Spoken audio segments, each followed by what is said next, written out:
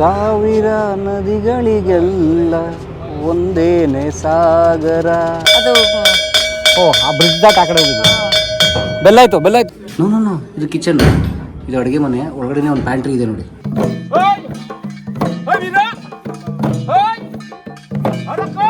ನಾವೀಗ ಹೋಗ್ತಾ ಇದ್ದೀವಿ. ನಮ್ಮ ಫೆರಿ 3:30ಗಿದೆ. 3:30 ಇಲ್ಲಿ 6:30 ಲೆಕ್ಕ ಮುಗಿತಾ ಇದೆ. ಸೊ ಹೋಗ್ತಾ ಇದ್ದೀವಿ ನಾವು. ಮಾಜುಲಿ ಬಿಟ್ಟು ಮತ್ತೆ ಬರ್ತೀವಿ. Miss you ಮಾಜುಲಿ. ಅಸ್ಸಾಂ ಮತ್ತೆ ಬರ್ತೀವಿ. ಗೌಹಾಟಿಗೆ ಹೋಗೋಣ ಬನ್ನಿ.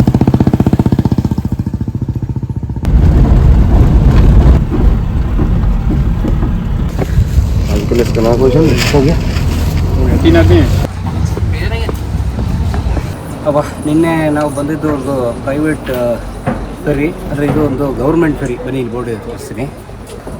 ತುಂಬ ದೊಡ್ಡದಿದ್ದು. ಅಲ್ಲಿ ಬರೀ ಒಂದು 2 ಕಾರ್ ಮಾತ್ರ ನಿಲ್ಸೋಕ್ಕಾಗ್ತಾ ಇತ್ತು. ಈಗ ಆಲ್ರೆಡಿ ಇದರಲ್ಲಿ 5 ಕಾರ್ ನಿಂತ್ಕೊಂಡಿದೆ. 6 ಕಾರ್ ನಿಂತ್ಕೊಂಡಿದೆ. ಇನ್ನೂ ಒಂದು 4 ಕಾರ್ ನಿಲ್ಸೋ ಜಾಗ ಇದೆ. 10 ಕಾರ್ ನಿಂತ್ಕೋಬೋದು ಆರಾಮ್ಸೆ.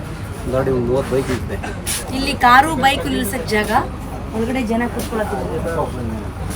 ರೈಲಲ್ಲಿ ಒಂದು ವೈಟಿಂಗ್ ರೂಮ್, ರೈಲ್ವೆ ಸ್ಟೇಷನಲ್ಲಿ ವೈಟಿಂಗ್ ರೂಮ್ ಥರ ಇದೆ. ಲೈಫ್ ಜಾಕೆಟ್ ಎಸ್, ಸಕ್ಕತ್ತಾಗಿದೆ ಇದು. ನಿಮ್ಮತಿ ಅನ್ನೋ ಜಾಗಕ್ಕೆ ಹೋಗ್ತೀವಿ. ನಿಮ್ಮತಿಯಿಂದ ಅಲ್ಲಿಂದ ನಾವು ಮತ್ತೆ ಒಂದು ಆಟೋ ಗಿಟೋ ಬಸ್ ಹಿಡ್ಕೊಂಡು, ಬಸ್ಸಿಗೋ ಡೌಟು. ನಿಮ್ಮತಿ ಅಂದರೆ ಇಲ್ಲಿಂದ 1 ಗಂಟೆ 10 ಮಿನಿಟ್ಸು. ಅದಾದಮೇಲೆ ನಾವು ಅಲ್ಲಿಂದ ಆಟೋ ಹಿಡ್ಕೊಂಡು ಜೋರಾಟ್ಗೆ ಹೋಗ್ತೀವಿ. ಜೋರಾಟ್ಟು ಅಲ್ಲಿಂದ ಗೌಹಾಟಿಗೆ ಹೋಗ್ಬೇಕು. ಅಯ್ಯೋ, ಆ್ಯಕ್ಚುಲಿ ಫುಲ್ ಲೆಕ್ಕ ಹಾಕ್ಬಿಟ್ಟು ತಲೆ ಕೆಟ್ಟೋಗುತ್ತೆ. ಅದಕ್ಕೆ ನಾವು ನೆಕ್ಸ್ಟ್ ಏನು ಯೋಚನೆ ಮಾಡಲ್ಲ, ಜಸ್ಟ್ ಆ ಕ್ಷಣಕ್ಕೆ ಏನು ಬೇಕೋ ಅದು ಮಾಡ್ತೀವಿ. ನೋಡಿ, ಅಲ್ಲೊಂದು ಕಾರ್ಗೋ ಬಂತು. ಅಲ್ಲೊಂದು ಕಾರ್ಗೋ ಫೆರಿ ಬಂತು. ಅದು ತುಂಬ ಆಲೂಗಡ್ಡೆ, ಈರುಳ್ಳಿ ತುಂಬ ನೋಡ್ಬೋದು. ನಾವು ಅಲ್ಲಿ ಹೋಗಿದ್ವಲ್ಲ ಬೆಳಿಗ್ಗೆ. ಹೌದು, ಅದು ಆ ಬ್ರಿಡ್ಜ್ ದಾಟ್ ಆ ಕಡೆ ಹೋಗಿದ್ದು. ಬೆಲ್ಲಾಯ್ತು. ಬೆಲ್ ನೋಡಿದ್ಮೇಲೆ ಟೈಮ್ ಆದ್ಮೇಲೆ ನೋಡಿ ಕಾರ್ ಹಿಂಗೆ ಬರ್ತಾ ಇದೆ. ನೋ ಇದು ಕಿಚನ್, ಇದು ಅಡುಗೆ ಮನೆ. ಒಳಗಡೆನೇ ಒಂದು ಪ್ಯಾಂಟ್ರಿ ಇದೆ ನೋಡಿ. ಅಡುಗೆ ಮಾಡ್ಕೊಳ್ಳೋಕ್ಕೆ ಬಹುಶಃ ಸ್ಟಾಫ್ಗೆಲ್ಲ ಒಂದು ಅಡುಗೆ ಮನೆಯೇ ಇದೆ ಒಳಗೆ. ಬ್ರಹ್ಮಪುತ್ರ ಕಾಣುತ್ತೆ.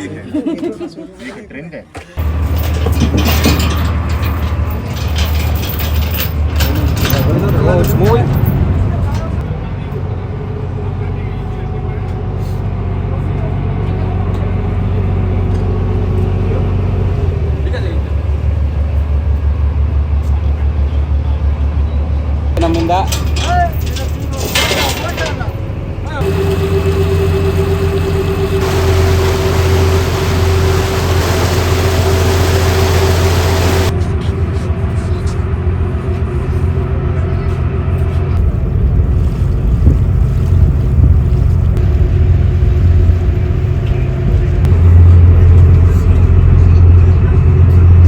ಸಾವಿರ ನದಿಗಳಿಗೆಲ್ಲ ಒಂದೇನೆ ಸಾಗರ, ಸಾವಿರ ಋತುಗಳಿಗೆಲ್ಲ ಒಂದೇನೆ ನೇಸರ. ಕನ್ನಡದಲ್ಲಿ ಮಣಿ ಅಂತ ಹೇಳಿ ಒಂದು ಸಿನಿಮಾ ಬಂದಿತ್ತು. ನಮ್ಮ ಯೋಗರಾಜ್ ಭಟ್, ಕನ್ನಡದ ಖ್ಯಾತ ನಿರ್ದೇಶಕರು, ಅವರ ನಿರ್ದೇಶನದ ಮೊದಲ ಫಿಲ್ಮ್ ಅದು ಈ ಮಣಿ. ವಿಮರ್ಶಕರಿಂದ ಬಹಳ ಒಳ್ಳೆಯ ಅಭಿಪ್ರಾಯ ವ್ಯಕ್ತವಾಗಿತ್ತು, ಆದರೆ ಹಣಕಾಸಿನ ವಿಚಾರದಲ್ಲಿ ಸೋತಿತ್ತು. ಹಾಗಾಗಿ ಆ ಸಿನಿಮಾ ಸೋಲೋ ಗೆಲುವೋ ನನಗೆ ಇನ್ನೂ ಗೊತ್ತಿಲ್ಲ ಕಣೋ ಅಂತ ಯೋಗರಾಜ್ ಭಟ್ರು ಸಿಕ್ಕಾಗೆಲ್ಲ ಹೇಳ್ತಿರ್ತಾರೆ. ಇರಲಿ, ಆ ಸಿನಿಮಾದ ಅದ್ಭುತವಾದ ಸಾಲಿತ್ತು. ಸಾವಿರ ನದಿಗಳಿಗೆಲ್ಲ ಒಂದೇ ಸಾಗರ, ಸಾವಿರ ಋತುಗಳು ಒಬ್ಬನೇ ನೇಸರ, ಸೂರ್ಯ ಒಬ್ಬನೇ, ಸಾಗರ ಒಂದೇ ಅಂತ ಹೇಳ್ತಾರೆ. ದೊಡ್ಡ ಮಾತದು. ಇನ್ನೂ ಒಂದು ಒಳ್ಳೆಯ ಮಾತನ್ನು ನಾನು ಹೇಳ್ಬಿಡ್ತೀನಿ ಈ ಸಂದರ್ಭದಲ್ಲಿ. ನಾನೀಗ ಈ ಒಂದು ಪುಸ್ತಕ, ಅಪರೂಪದ ಪುಸ್ತಕದ ಬಗ್ಗೆ ಇಲ್ಲಿ ಮಾತಾಡೋಕ್ಕೆ ಅಂತ ನಿಂತಿರೋ ಈ ಸಂದರ್ಭದಲ್ಲಿ ಈ ಮಾತು ಹೇಳಲೇಬೇಕು. ಭೂಮಿಗೆ ಬಿದ್ದ ಬೀಜ, ಎದೆಗೆ ಬಿದ್ದ ಅಕ್ಷರ, ಈ ಎರಡೂ ಹುಸಿ ಹೋಗೋದಿಲ್ವಂತೆ. ಅಂದರೆ ಭೂಮಿ ತಾಯಿಗೆ ಒಂದು ಬೀಜ ಹಾಕಿದರೆ 1000 ಕಾಳು ಮಾಡ್ತಾಳಂತೆ ಆಕೆ. ಹಾಗೆ ಎದೆಗೆ ಒಂದು ಅಕ್ಷರ ಬಿತ್ತು ಅಂತಂದರೆ ಆ ಅಕ್ಷರ ವೃಕ್ಷವಾಗಿ ಬೆಳೆದು ಅನೇಕರಿಗೆ ಅದು ಬೆಳಕನ್ನು ಕೊಡುತ್ತೆ. ತನ್ನ ಬದುಕಿಗೆ ಕೂಡ ಅದೊಂದು ಬೆಳಕನ್ನು ದಾರಿ ತೋರಿಸುತ್ತೆ ಅಂತ ಅನ್ನೋದು ಈ ಮಾತಿನ ಒಂದು ಬಹುಶಃ ಒಂದು ಸೂಚ್ಯವಾದ ಅರ್ಥ ಇರ್ಬೋದು. ಎಲ್ಲಿ ಮಾತಾಡ್ತಾ ಇದ್ದಿದ್ದು? ಬ್ರಹ್ಮಪುತ್ರ ನದಿ ಇದೆಯಲ್ಲ, ಇಡೀ ಭಾರತದಲ್ಲಿ ತುಂಬಾ ಅಗಲವಾಗಿ ಹರಿಯುವಂತ ನದಿ ಬ್ರಹ್ಮಪುತ್ರ ನದಿ. ಅದ್ರ ಮೇಲೆ ನಿಂತುಕೊಂಡು ಅಸ್ಸಾಂ ರಾಜ್ಯದಲ್ಲಿ ಮಾತಾಡ್ತಿದ್ದೀವಿ ನೋಡಿ. ಒಂದು ಪುಸ್ತಕ ಪರಿಚಯ, ಒಂದು ಬುಕ್ ಟಾಕ್ ವಿಶೇಷವಾದದ್ದು ನಿಮಗೆ ಅಂತ ಹೇಳಿ. ಯಾಕೆ ಇದು ನೆನಪಾಗ್ತಿದೆ ಅಂದರೆ, ನನಗೆ ಈ ಅಸ್ಸಾಂ ಜನರ ಬದುಕನ್ನು ನೋಡಿ, ಬಹಳ ಮುಖ್ಯವಾಗಿ ಅಸ್ಸಾಂ ರಾಜ್ಯದಲ್ಲಿರುವಂತಹ ಇಡೀ ಜಗತ್ತಿನ ಅತಿ ದೊಡ್ಡ ದ್ವೀಪ ಮಾಜುಲಿಯನ್ನು ಭೇಟಿ ಕೊಟ್ಟ ನಂತರ ಯಾಕೋ ನನಗೆ ಈ ವ್ಯಕ್ತಿ ಬಗ್ಗೆ ಮಾತಾಡಬೇಕು ಅಂತ ಅನ್ನಿಸ್ತು. ಅದೇ ಸಂದರ್ಭಕ್ಕೆ ಸರಿಯಾಗಿ ಸವಿತಾನೋ ಮನೆಯಿಂದ ಬರ್ತಾ ಈ ಒಂದು ಅಪರೂಪದ ಪುಸ್ತಕ ಎತ್ಕೊಂಡ್ಬಂದಿದ್ಲು. ಯಾವುದು ಅಂದರೆ ದಿ ಒನ್ ಆ್ಯಂಡ್ ಓನ್ಲಿ ಈ ಪುಸ್ತಕ ನೋಡಿ. ಇಲ್ಲಿದೆಯಲ್ಲ, ಇದು ಕನ್ನಡದ ಬಹಳ ಪ್ರತಿಭಾವಂತ ಲೇಖಕರು, ಕಥೆಗಾರರು, ಕಾದಂಬರಿಕಾರರು, ನಾಟಕಕಾರರು ಆದಂತಹ ಉತ್ತರ ಕರ್ನಾಟಕದ ಪ್ರತಿಭೆ, ನಮ್ಮ ಗದಗ ಜಿಲ್ಲೆ ಗಜೇಂದ್ರಗಡ ತಾಲೂಕಿನ ರಾಜೂರ ಅಂತನೋ ಒಂದು ಗ್ರಾಮದ ನಮ್ಮ TS ಗೊರವರ ಅವರ ಒಂದು ಪುಸ್ತಕ ಇದು. ಯಾಕೆ ಇಷ್ಟೊಂದು ಪೀಠಿಗೆ ಹೇಳಿದೆ ನಾನು ಅವ್ರ ಬಗ್ಗೆ ಅಂತಂದರೆ, ಈ ಪುಸ್ತಕ ನಾನು ಓದಿದೆ. ಬಹುತೇಕ ಈ ಪುಸ್ತಕ ನಾನು ಓದಿದ್ದು ಹೀಗೆ ಪ್ರಯಾಣದಲ್ಲೇ. ಇದು ನಾನು ಚಿಕ್ಕಮಂಗ್ಳೂರು ಮೂಡಿಗೆರೆ ಶೂಟಿಂಗ್ ಹೋದಾಗ ನನ್ನ ಬ್ಯಾಗಲ್ಲಿತ್ತು. ಅದೇಗೋ ಗೊತ್ತಿಲ್ಲ, ಇದನ್ನು ಸವಿತಾನು ಎತ್ತಿ ಈ ನಮ್ಮ ಅಸ್ಸಾಂ ಟೂರ್ಗೂ ಹಾಕೊಂಡ್ಬಂದಿದ್ದಾಳೆ ಬ್ಯಾಗಲ್ಲಿ. ಪುಸ್ತಕದ ಭಾಳ ವಿಶೇಷ ಏನು ಅಂತಂದರೆ, ನೋಡಿ ನಾವು ಅಸ್ಸಾಂನ ಮಾಜುಲಿ ದ್ವೀಪಕ್ಕೆ ಹೋಗಿ ಬಂದ್ವಿ. ಅಲ್ಲಿ ನಾವು ಬೆಳಗ್ಗೆ ಒಬ್ರನ್ನ ಸಂದರ್ಶನ ಮಾಡುವಾಗ ಅವ್ರ ಹೆಸರು ಶಂಕರ್ ಅಂತ ಕರಿತಿರಲಿ, ಶಾ ಬಳಸೋದು ಕಡಿಮೆ, ಶಂಕರ್ ಅಂತ ಕರೀತಾರೆ. ಶಂಕರ್ ಅವ್ರ ಮನೆಗೆ ಹೋದಾಗ ಹೇಳ್ತಿದ್ರು, ಸರ್ ನನ್ನ ಪಾಡಿಗೆ ನಾನು ಬದುಕ್ತೀನಿ ಸರ್, ಏನು ತಲೆಗೆ ಹಚ್ಕೊಂಡು ಏನಾಗ್ಬೇಕು ಸರ್, ಯಾವುದೇ ಧಾವಂತ ಇಲ್ಲದೆ ಬದುಕ್ತೀನಿ ಅಂತಂದರು. ಆ ರೀತಿಯ ಯಾವುದೇ ಆವೇಗ ಇಲ್ಲದ ಒಂದು ರೀತಿ ಸಾವಧಾನವಾಗಿ ಓದಿದರೆ ಬಹಳ ಅದ್ಭುತವಾಗಿ ಮನಸ್ಸಿಗಿಳಿಯುವಂತಹ ಪುಸ್ತಕ ಅನುಭವ, ಈ ಆಡುಕಾಯ ಹುಡುಗನ ದಿನಚರಿ. ಇದು ನಮ್ಮ TS ಗೊರವರವರ ಮೊದಲನೇದು. ಈ ಪುಸ್ತಕ ಮೊದಲನೇ ಪುಸ್ತಕಕ್ಕೆ ಅವ್ರಿಗೆ ಕರ್ನಾಟಕ ಸಾಹಿತ್ಯ ಅಕಾಡೆಮಿ ಪುರಸ್ಕಾರ ಬಂತು. ಕರ್ನಾಟಕ ಸಾಹಿತ್ಯ ಅಕಾಡೆಮಿಯ ಪ್ರಶಸ್ತಿ ಪುರಸ್ಕೃತ ಕೃತಿ ಇದು. ಆದರೆ ಅಷ್ಟು ಅದ್ಭುತವಾಗಿದೆ. ವಿಶೇಷವಾದಂಥ ಹಳ್ಳಿಯ ಅನುಭವಗಳು. ಅದು ಹಳ್ಳಿಯ ಅನುಭವಗಳು ಅಂದ ತಕ್ಷಣ ನಮಗೇನು ಅನಿಸುತ್ತೆ, ಒಂದು ರಮ್ಯವಾಗಿ ಕಾಣುತ್ತೆ. ಈಗ ಹೊರಗಡೆ ನಗರದಲ್ಲಿ ನಿಂತು ನೋಡಿದ್ರೆ ಅಥವಾ ಯಾರೋ ಸ್ವಲ್ಪ ಉಳ್ಳವರ ದೃಷ್ಟಿಕೋನದಿಂದ ನೋಡಿದ್ರೆ ಹಳ್ಳಿ ಎಷ್ಟು ಸುಂದರವಾಗಿರುತ್ತಲ್ಲ, ಹಳ್ಳಿ ಎಷ್ಟು ಅದ್ಭುತವಾಗಿರುತ್ತಲ್ಲ, ಹಳ್ಳಿಗೆ ಹೋದರೆ ಎಷ್ಟು ನೆಮ್ಮದಿಯಾಗಿ ಶಾಂತಿಯಾಗಿರ್ಬೋದಲ್ಲ, ಒಳ್ಳೆ ಗಾಳಿ. ಆದರೆ ಹಳ್ಳಿಯ ಒಳಗಿನ ಒಂದು ದುರ್ಬರ ಬದುಕು, ಒಬ್ಬ ತುಂಬ ಕಡು ಬಡವ ಹುಡುಗನ ಬದುಕು ಈ ನಮ್ಮ ಆಡುಕಾಯಿ ಹುಡುಗ ದಿನಚರಿ. ಎಷ್ಟು ಚೆನ್ನಾಗಿದೆ ಅದು ಅಂತಂದರೆ, ಆ ಹುಡುಗ ಅಂದರೆ TS ಗೊರವರ ಆತ್ಮಕಥೆ ಅಂತ ಕರಿಬೋದು ಇದನ್ನು. ಅವರು ಇದರಲ್ಲಿ ಒಂದು 16 ಭಾಗಗಳಲ್ಲಿ ಅವರು ತಮ್ಮ ಬದುಕಿನ ಅನುಭವಗಳನ್ನ ಬರಿತಾ ಹೋಗ್ತಾರೆ. ತಾವು ಹೇಗೆ ಉಡಾಳ ಆಗಿದ್ದೆ, ಜೀತ ಮಾಡ್ತಿದ್ದ ಅಪ್ಪ ಮತ್ತು ಕೂಲಿ ಮಾಡ್ತಿದ್ದ ತಂದೆ ತಾಯಿಗೆ ಹುಟ್ಟಿದ ನಾನು ಹೇಗೆ ಕಷ್ಟಪಟ್ಟೆ, ಆಮೇಲೆ ಸಗಣಿ ಒಡ್ಡೋಕೆ ನಾನು ದನಗಳ ಹತ್ರ ಹೋಗ್ತಿದ್ದಾಗ ದನಗಳು ಏನಾದರೂ ತೆಳ್ಳಿಗೆ ಏನಾದರೂ ಸಗಣಿ ಮಾಡಿಬಿಟ್ರೆ ಅದು ಹೇಗೆ ನನ್ನ ತಲೆ ಮೇಲೆ ಸುರಿತಾ ಇತ್ತದು. ಆಮೇಲೆ ಅಪ್ಪ ನಾನು ಅವತ್ತು ರಾತ್ರಿ ತಡವಾಗಿ ಬಂದಿದ್ದಕ್ಕೆ ಹೇಗೆ ನನ್ನನ್ನು ಕಂಬಕ್ಕೆ ಕಟ್ಟಾಗಿ ರಾತ್ರಿ ಹೊಡೆದ ನಂತರ ಆತ ಮಲ್ಕೊಂಡ್ಮೇಲೆ ಅಪ್ಪ ಹೊಡಿಬೇಕಾದ್ರೆ ನನಗೆ ಇವ್ನಿಗೆ ಎಷ್ಟು ಕರಳೇ ಇಲ್ವಲ್ಲ ಅಂತ ಅನ್ನಿಸ್ತಿತ್ತು. ಆದರೆ ಹೊಡೆದು ಕತ್ಲಾಗಿ ಮಲ್ಕೊಂಡ್ಮೇಲೆ ನನ್ನ ಮಗನಿಗೆ ಹೊಡೆದ್ಬಿಟ್ನಲ್ಲ ಅಂತ ಅವನೊಬ್ಬನೇ ಬಿಕ್ಕಿ ಹೇಳ್ತಿದ್ದ ಅವನು, ನಾನು ಮಲ್ಕೊಂಡ್ಬಿಟ್ಟಿದ್ದೀನಿ ಅಂತ ಅಂದ್ಕೊಂಡು. ಸೊ ಅದು ಆ ಥರದ್ದು.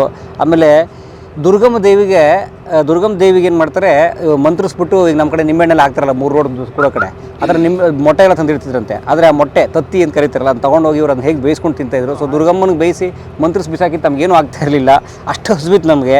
ಸೊ ಆಮೇಲೆ ಜಾತ್ರೆಯಲ್ಲಿ ಪಿಸ್ತೂಲ್ ತೊಗೋಬೇಕು ಅಂತ ತುಂಬ ಆಸೆ ಇರುತ್ತೆ. ಅಲ್ಲೋಗಿ ಪಿಸ್ತೂಲ್ ತೊಗೊಳಕ್ಕೆ ಕಾಸಿಲ್ಲದೆ ಅದನ್ನ ಕದ್ದುಬಿಟ್ಟು ಆಕೆ ಕೈ ಸಿಗಾಕೊಂಡು ಚಟಿಗಿರಂತ ಕಪಾಳಕ್ಕೆ ಹೇಗೆ ಹೇಳ್ತಿದ್ದೆ ನಾನು. ಆಮೇಲೆ ಅಲ್ಲಿ ಆ ಊರಿನಲ್ಲಿ ಸಿಕ್ಕಂತಹ ಒಬ್ಬ ಡಾಕ್ಟ್ರು ಹೇಗೆ ಅವ್ರಿಗೆ ಪುಸ್ತಕ ಎದೆಗೆ ಅಕ್ಷರವನ್ನು ಹಾಕಿದ್ರು, ಪುಸ್ತಕದ ಆಸಕ್ತಿ ಬಂತು, ಹೇಗೆ ಅವರು ಕಾಂಪೌಂಡರ್ ಆಗಬೇಕಾದವರು MA ಮಾಡಿ ಅವರು ಹೇಗೆ ಪತ್ರಕರ್ತರಾದರು, ಈ ಥರ. ಆಮೇಲೆ ಹೇಗೆ ನಾಟಕದಲ್ಲಿ ಅವ್ರಿಗೆ ಆಸಕ್ತಿ ಬಂತು, ಎಲ್ಲವನ್ನು ಅದ್ಭುತವಾಗಿ ಇದರಲ್ಲಿ ಬರೆದಿದ್ದಾರೆ. ಭಾಷೆ ಮಾತ್ರ ನನಗೆ ನಿಜಕ್ಕೂ ಇದು ಒಬ್ಬ ಹೊಸದಾಗಿ ಬರೀತಾರಲ್ಲ ಅವ್ರಿಗೆ ಇಮಿಟೇಟ್ ಮಾಡೋಕ್ಕೆ ಶುರು ಮಾಡ್ತಾರೆ, ಇವ್ರನ್ನ ಇಮಿಟೇಟ್ ಮಾಡೋಕ್ಕೆ ಅಥವಾ ಇವ್ರನ್ನ ಫಾಲೋ ಮಾಡೋಕ್ಕೆ. ಆದರೆ ಇವ್ರು ತಮ್ಮದೇ ಭಾಷೆ, ತಮ್ಮ ಹಳ್ಳಿ ಭಾಷೆ ಬಿಟ್ಟು ಬರೆಯೋಕ್ಕೆ ಹೋಗಿಲ್ಲ. ಆ ಪದಗಳು, ಅಲ್ಲಿನ ವಿಷಯಗಳು ಎಲ್ಲವನ್ನು ಬರೆದಿದ್ದಾರೆ. ತುಂಬ ಪುಟ್ಟ ಪುಸ್ತಕ, ಸುಮಾರು ಒಂದು 100 ಪುಟದ ಪುಸ್ತಕ, ಸುಮಾರು ಒಂದು 60-70 ಪುಟದ ಪುಸ್ತಕ ಅಷ್ಟೇ. ಆದರೆ ಅದ್ಭುತವಾದ ಅನುಭವಗಳನ್ನು ದಾಖಲಿಸ್ತಾ ನೀವು ದಿನ ಒಂದೊಂದು ಓದ್ಕೊಂಡ್ರು ಕೂಡ ಒಂದು 10 ದಿವಸದಲ್ಲಿ ಮುಗಿದೋಗುತ್ತಿದ್ದು, ಅಷ್ಟು ಒಳ್ಳೆಯ ಪುಸ್ತಕ ಇದು. ನನಗಂತೂ ಇದನ್ನು ಓದಿ ನನಗೆ ತುಂಬ ನನಗೊಂಥರ ಕಾಡ್ಬಿಡ್ತಿದ್ದು, ಹೇಗಿದೆಯಲ್ಲ ಈ ಪುಸ್ತಕ ಹಾಗೆ ಹೀಗೆ ಅಂಥೇಳಿ. ನಾವು ಚಿಕ್ಕವರಿದ್ದಾಗ ಹೂ ಮಾರ್ತಿದ್ವಿ, ಹಾಲು ಮಾರ್ತಿದ್ವಿ, ಓಡಾಡ್ತಿದ್ವಿ. ಆದರೆ ಇದು ಕಾಣದೇ ಇರೋವಂಥ ಒಂದು ಲೋಕ ಇದು. ಸೊ ತುಂಬ ಚೆನ್ನಾಗಿದೆ ಈ ಪುಸ್ತಕ. ಇದು ಒಂದು ಉತ್ತರ ಕರ್ನಾಟಕದ ಬದುಕು ಹೇಗಿರುತ್ತೆ ಅನ್ನೋಕ್ಕೆ. ಒಟ್ಟು ಹೊಸಬರಿಗೆ ಓದೋರಿಗೆ ಅಥವಾ ಹಳ್ಳಿಯಿಂದ ಬೆಳೆದು ಈಗ ಸಿಟಿಲಿರೋರಿಗೆ, ಹಳ್ಳಿಲಿರೋರ್ದು ಎಲ್ಲರ ಲೈಫು ಆಲ್ಮೋಸ್ಟ್ ಈ ಥರ ಇರುತ್ತೆ. ನಮ್ಮ TS ಗೊರವರು ಬರೆದಂಥ ಈ ಪುಸ್ತಕದಲ್ಲಿದೆಯಲ್ಲ, ಆ ಲೈಫ್ನ ಎಲ್ಲರೂ ನೋಡಿರ್ತೀವಿ ನಾವು, ಹಳ್ಳಿಲಿ ಬೆಳೆದೋರಂಥವ್ರು. ಸೊ ನಮಗೆ ಆ ನೆನಪುಗಳು ವಾಪಸ್ ಬೇಕು ಅನ್ನೋದಾದರೆ ಈ ಗೊರವರವ್ರ ಪುಸ್ತಕಗಳನ್ನ ಓದಬೇಕು. ಆಡು ಕಾಯೋ ಹುಡುಗನ ದಿನಚರಿ ಇದೊಂದೇ ಅಲ್ಲ, ಆಲ್ಮೋಸ್ಟ್ ಅವರು ಬರೆದಿರುವಂಥ, ನಾನು ಇತ್ತೀಚೆಗೆ ಅವ್ರ ಪುಸ್ತಕನ ಓದ್ತಾ ಇದ್ದೀನಿ, ಆಲ್ಮೋಸ್ಟ್ ಅವ್ರು ಬರೆದಿರುವಂಥ ಎಲ್ಲ ಕಥೆಗಳಲ್ಲೂ ಕೂಡ ಹಳ್ಳಿ ಬದುಕಿದೆ. ಅದನ್ನು ಅವರು ಎಕ್ಸಾಕ್ಸರೇಟ್ ಮಾಡಿ ಜಾಸ್ತಿ ವೈಭವ ಆಗಿ ಹಾಗೆ ಹಿಂಗೆ ಅಂತ ಹೇಳಲ್ಲ, ದಿನ ಬದುಕು ಹೆಂಗಿರುತ್ತೆ ಅದನ್ನು ಚೆನ್ನಾಗಿ ಚಿತ್ರಿಸ್ತಾರೆ. ಒಂದು ಕೂತ್ಕೊಂಡ್ರೆ ಇಡೀ ಬುಕ್ ಮುಗಿಸ್ಬೇಕನ್ಸುತ್ತೆ, ಹಂಗೆ ಚೆನ್ನಾಗಿ ಬರೀತಾರೆ ಅವರು.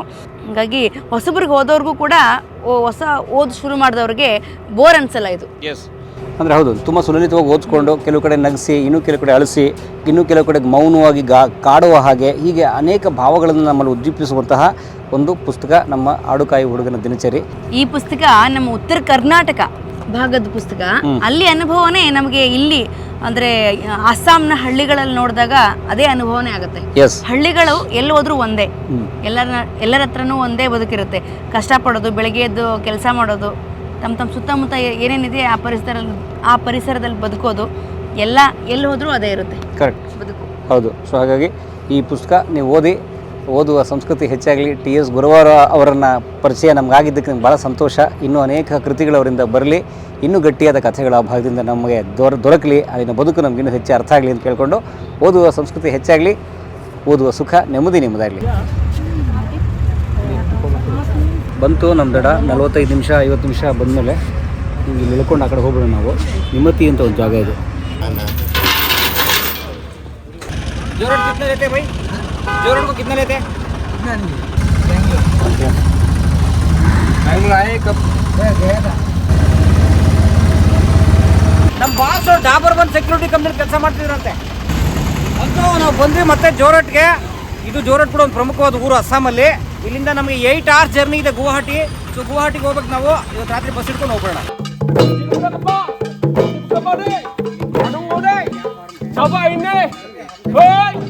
ಕಲಾ ಮಾಧ್ಯಮದ ಎಲ್ಲ ಎಪಿಸೋಡುಗಳು ನಿಮಗೆ ಸಿಗಬೇಕು ಅಂತಂದ್ರೆ ಕಲಾ ಮಾಧ್ಯಮ ಯೂಟ್ಯೂಬ್ ಚಾನೆಲ್ನ ಸಬ್ಸ್ಕ್ರೈಬ್ ಮಾಡಿ, ಬೆಲ್ ಐಕಾನ್ನ ಕ್ಲಿಕ್ ಮಾಡಿ, ತಪ್ಪದೇ ಮಾಡಿ. ಈ ವಿಡಿಯೋ ನೋಡಿದ್ದಕ್ಕೆ ನಿಮಗೆ ತುಂಬ ಧನ್ಯವಾದಗಳು.